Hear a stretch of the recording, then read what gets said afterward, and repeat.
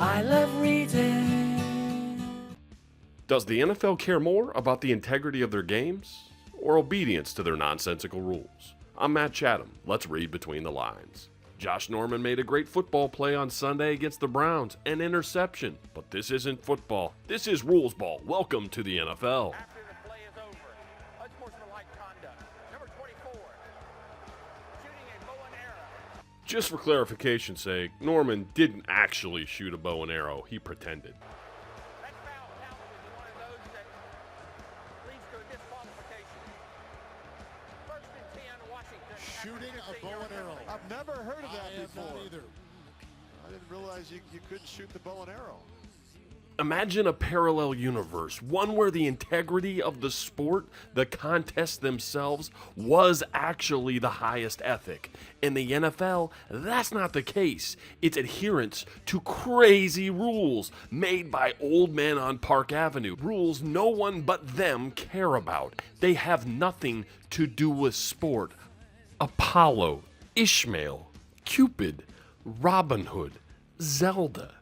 The Indians on the side of the helmet, for Christ's sake. All archers, none of them a threat to our precious children. And in the event the NFL tries to make a connection between that harmless simulation and an actual promotion of violence, stop it. No one is buying it. All kidding aside, here's the real story. A willingness to award critical yards, field position, and even potentially the ejection of players, all for things that have nothing to do with the action on the field? That's blinding evidence that the NFL cares more about some garbage they put on a piece of paper than the purity of the contest itself out on that field of play. Putting aside the fact that you're incredibly inconsistent on this, as it already goes on in your own sport, think of baseball, an old-timer sport that goes crazy if anyone so much as flips a bat. Even they understand to enforce your rule would be lame.